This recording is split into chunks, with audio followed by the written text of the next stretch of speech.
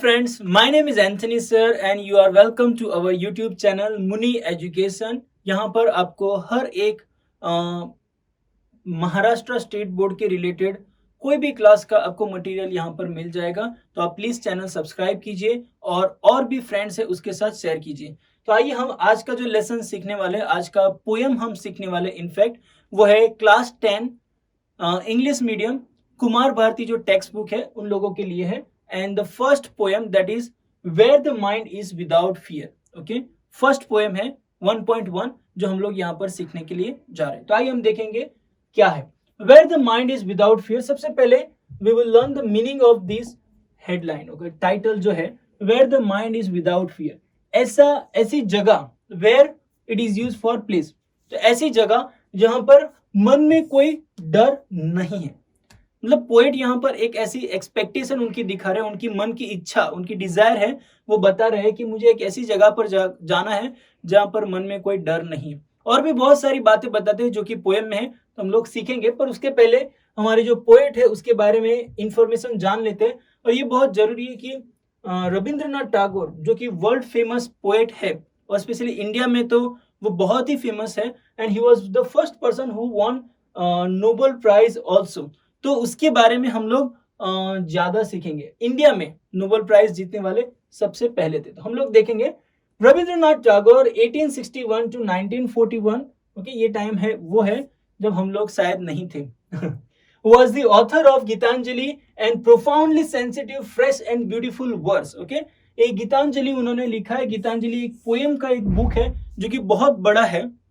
उसके अंदर पूरी जो स्टोरी है वो पोएम के थ्रू लिखी गई है।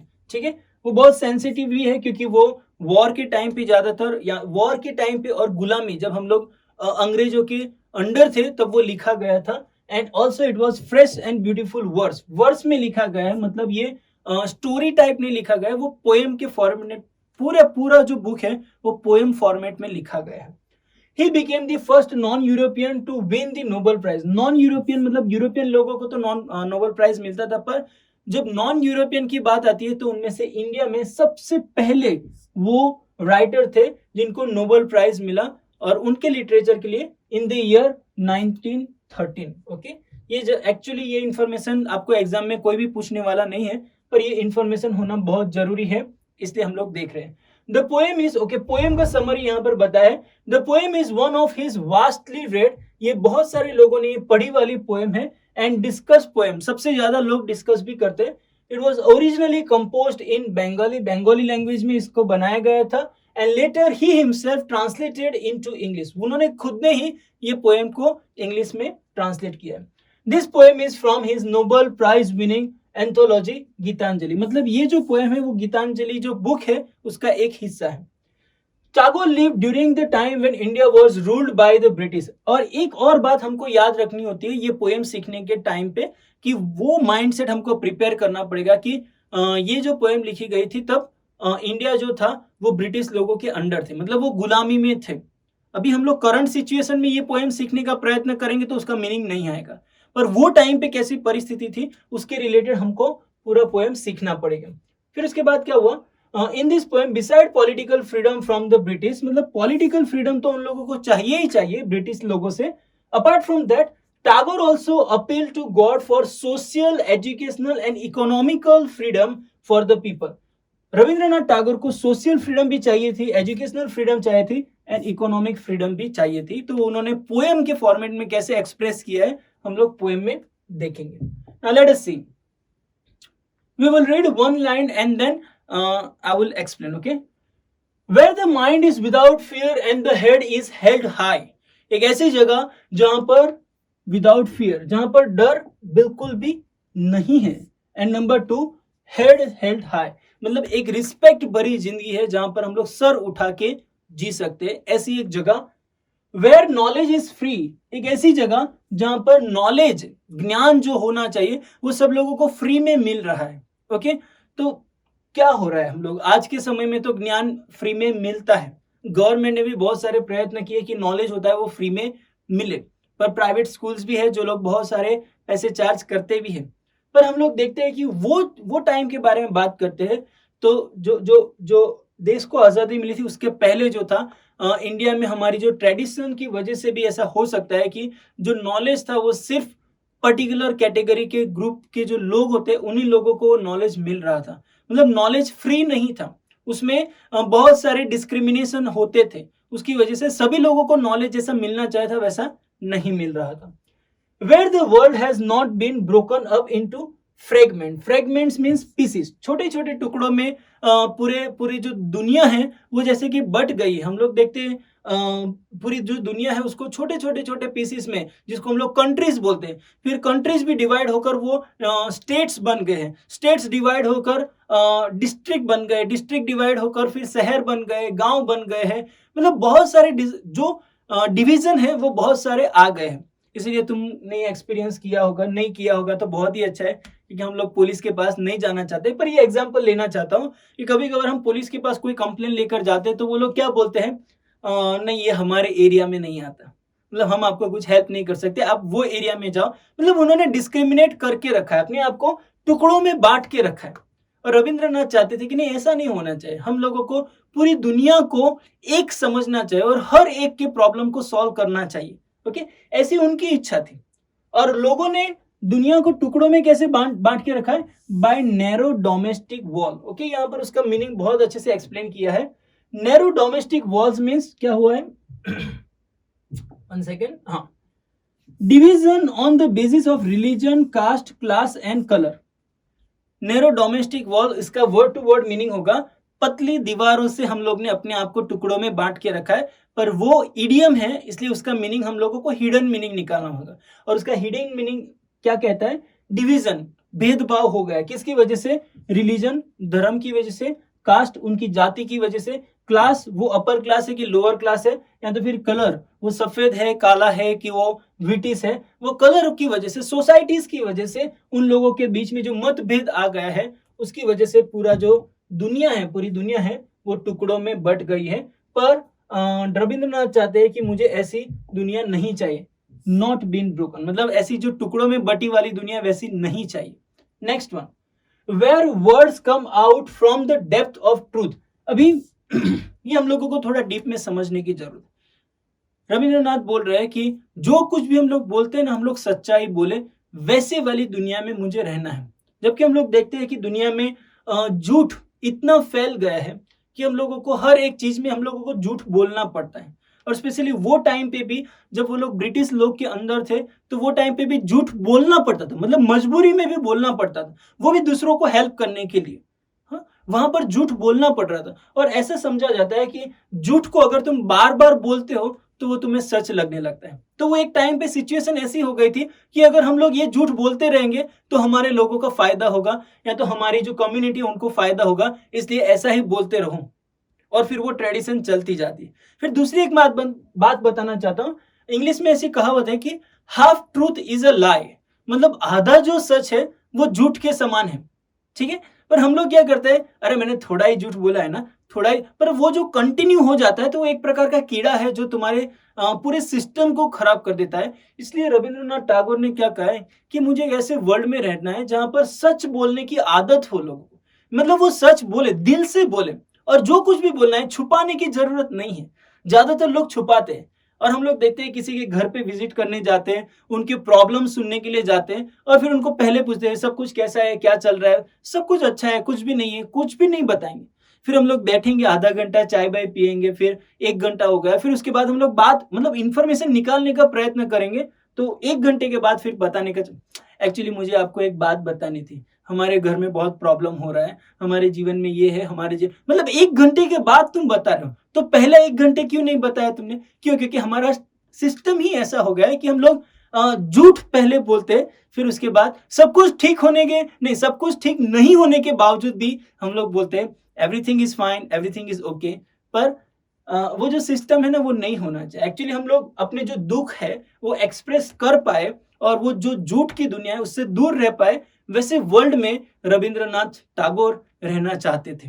Okay, next one, where tireless striving stretch its arm towards perfection. यहां पर मीनिंग हम लोगों को दिया है, पहले एक बार ये देख लेते हैं। टायरलेस स्ट्राइविंग मतलब क्या होता है? Continuous effort and struggle. अभी कुछ लोग ऐसे हैं जो लोग कंटिन्यूस एफर्ट कर रहे हैं, प्रयत्न कर रहे हैं, एक्सेलेंस तक पहुंचने के लिए प्रयत्न कर रहे हैं, ठीक है। Stretch its arm aims to achieve the goal, उनका जो गोल है वो अचीव करने के लिए प्रयत्न कर रहे हैं, परंतु क्या हो रहा है, सिस्टम की वजह से या तो फिर ट्रेडिशन की वजह से या तो फिर पब्लिक की वजह से, मतलब वो अचीव नहीं कर पाते। फॉर एग्जाम्पल मैं आपको बताना चाहता हूँ कि लेट्स से कोई भी एक कंट्री ले लेते जो कि मोर सिविलाइज्ड है, जिनके ओपन माइंड के लोग हैं, वहां पर कोई एक छोटा बच्चा आकर कहता है कि पापा मुझे हवा में उड़ना है। हम लोग ये बात कब की करें, जब एरोप्लेन की खोज नहीं हुई थी। तो वो बच्चे को अपने पेरेंट्स क्या बोले, वाह कितने अच्छे विचार है तुम्हारे कि तुम्हें हवा में उड़ना है। तो उसके लिए जो भी उनके लिए कर पाएंगे वो माता पिता अपने बच्चों के लिए करेंगे कि उनको हवा में उड़ना है, चलो उनको एक्सपेरिमेंट करने दो, उनको जो करना है करने दो, और उनको लगने वाली हर एक चीज उनको लाकर भी दे देंगे। ऐसा नहीं बोलेंगे अरे तू पागल है, तू मूर्ख है, ऐसा नहीं हो सकता।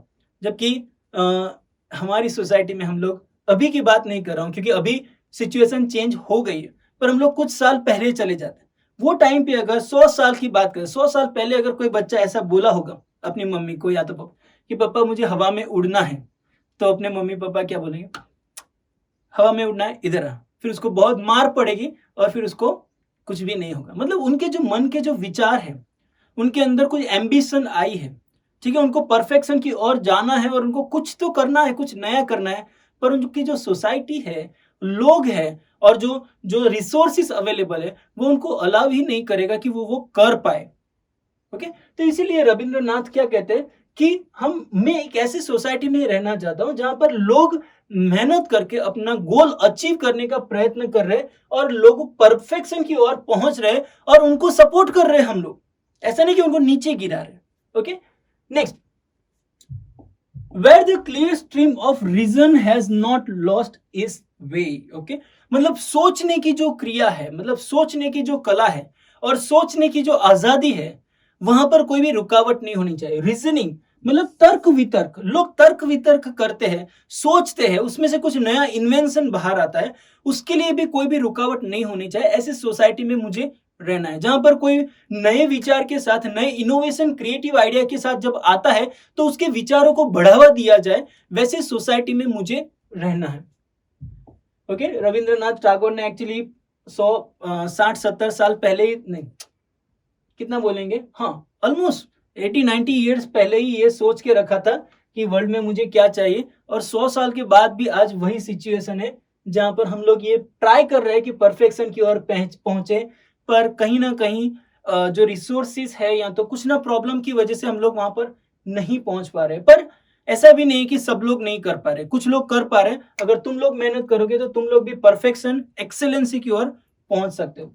Late us see the next line, where the clear stream, okay हो गया हमारा, into the dreary desert sand of dead habits. Okay, अभी वो टाइम पे जो सिचुएशन थी, जो आजू बाजू की परिस्थिति थी, उसकी जो कंपैरिजन है वो ड्राई डेजर्ट के साथ एक्सप्लेन किया गया है। And dead habits, dead habits का मतलब क्या होता है ऐसी आदतें जो रूटीन में चलती रहती है, जिसमें कोई भी बदलाव नहीं लाना चाहता। फॉर एग्जांपल, एक फैमिली ऐसा है जो चाहता है कि उनके बच्चे बड़े होकर वो भी खेत में काम करें, वो अपनी आगे की जनरेशन को चाहते हैं कि वो भी खेत में ही काम करे, वो भी खेत में ही काम, मतलब कोई चेंज लाना ही नहीं चाहता। और उसके लिए वो लोग अपने बच्चों को स्कूल में नहीं भेजते, एजुकेशन के बारे में कोई एक्सपेक्टेशन नहीं है, मतलब कोई इच्छा ही नहीं हो रही है।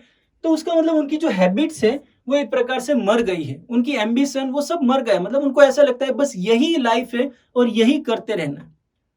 तो रविंद्रनाथ टैगोर बोल रहे हैं कि नहीं, ऐसे जीवन, ऐसी जगह में मुझे जीना ही नहीं जहां पर लोगों की हैबिट्स डेड है, जिनके अंदर कोई क्रिएटिव माइंड है ही नहीं। Next one, where the mind is led forward by the, the यहाँ पर टी कैपिटल है, उसका मतलब ये वर्ड इस्तेमाल हुआ है गॉड के लिए, ठीक है। वेयर द माइंड, जहां पर जो हमारा माइंड है वो लीड किया जाता है, उसकी अगुवाई की जाती है, किसके द्वारा, गॉड खुद हमको लीड कर रहे हैं, हम लोगों को आगे का रास्ता दिखा रहे हैं। Okay, next, into ever widening thoughts, ever widening thoughts जिसका मीनिंग यहाँ पर लिखा है, हम लोग देख लेंगे। Ever widening means forever broadening one's outlook, मतलब हमेशा तुम्हारी जो सोचने का जो तरीका है, वहां तो सोचने की जो शक्ति वो बड़ी रहनी चाहिए, मतलब तुम्हारा माइंड ब्रॉड रहना चाहिए। वैसी जगह पर गॉड हमको लीड करे और हमारी एक्शन में भी, हमारे थॉट में भी गॉड हमको लेकर जाए into that heaven of freedoms, एक ऐसे स्वर्ग में जहां पर आजादी हो। उनकी ऐसी प्रार्थना है, मतलब एक प्रेयर है जो रविंद्रनाथ गॉड को कर रहे हैं, my father let my country awake. ये सेंटेंस बहुत स्ट्रांग है जब उन्होंने कहा है कि मेरे पिता, मेरी जो कंट्री है, मेरा जो देश है वो उठ जाए। और यहाँ पर उठने की बात की गई है तो मतलब वो नींद में से उठने की बात नहीं की है, परंतु जो परिस्थिति में वो लोग रह रहे हैं उसमें से वो बाहर आए और एक अच्छा जीवन उनको मिल पाए और उसमें भी गॉड उनको हर एक चीज में लीड करे। वैसी एक प्रेयर रविंद्रनाथ टैगोर ने यहाँ पर की है। Very nice poem, very fantastic poem. और वो जो थॉट्स उनको जो 100 साल पहले थे, वो देख रहे थे कि एटलीस्ट ये जो मैं बोल रहा हूँ वो एटलीस्ट 50-100 साल के बाद भी कुछ चेंजेस आएंगे तो बहुत अच्छा है। तो मतलब वो एक प्रकार का बीज उन्होंने 100 साल पहले बोया था और उसके फल आज हमको देखने को मिल रहे हैं कि आज हमारी सोसाइटी कुछ हद तक फ्रीडम है और कुछ हद तक हम लोगों को एक्सेलेंसी की ओर पहुंचने के लिए हम लोगों को सपोर्ट मिल रहा है और हम लोग आगे बढ़ रहे हैं, हमारा देश आगे बढ़ रहा है। तो मतलब बहुत अच्छा चेंजेस उन्होंने लाया है और शायद वो टाइम पे अगर ये रिवाइवल उन्होंने लाना चाहा था जब उनकी सिर्फ प्रेयर थी, अगर बहुत सारे लोग ये पोएम पढ़ते तो रिवाइवल बहुत जल्दी आ जाता। और मुझे लगता है कि ये जो थॉट्स है वो सिर्फ जो नोबल व्यक्ति होती है, मतलब जो ग्रेट पर्सनालिटी होती है, वो लोग ही सोच सकते हैं। नहीं तो जो सेल्फिश लोग होते हैं सिर्फ खुद के बारे में ही सोचते हैं। और जो ग्रेट पर्सनालिटी होती है वो पूरे सब खुद के लिए भी तो सोचती है पर पूरे देश के लिए भी सोचती है। यहाँ पर रविंद्रनाथ टैगोर वो खुद देश के बारे में बहुत अच्छा सोचते हैं कि मेरा देश ऐसा होना चाहिए। ओके, तो उनके दो थॉट्स है, एक तो पूरे देश के लिए भी सोच रहे हैं और दूसरा है वो पूरे वर्ल्ड के लिए भी सोच रहे हैं। क्योंकि यहाँ पर उन्होंने क्या बताया है, वर्ल्ड जो है वो टुकड़ों में बट गया है। मतलब ये प्रेयर जो है वो सिर्फ देश के लिए भी नहीं है पर दुनिया के लिए भी उन्होंने प्रेयर की है। ठीक है, तो ये पोएम में से हम लोगों को बहुत सारी चीजें सीखने को मिलती है। बहुत अच्छे से पोएम रविंद्रनाथ टैगोर ने बताया है और हम लोग ने भी बहुत अच्छी तरह से सीखा है। पर अगर कुछ भी डाउट होता है, कुछ क्वेश्चन होता है तो आप कमेंट में आप लिखकर हमें बता सकते हो, हम आपके डाउट्स जरूर से क्लियर करेंगे। मैं आशा रखता हूँ कि ये पोएम आपको अच्छे से समझ में आ गए हैं और मैं चाहता हूँ कि आप हमारी चैनल सब्सक्राइब कीजिए, दूसरों के साथ शेयर कीजिए और बहुत सारे लोगों तक ये लेसन पहुंच पाए वैसा प्रयत्न कीजिए। Thank you so much, bye bye. आज के लिए बस उतना ही, बाय बाय।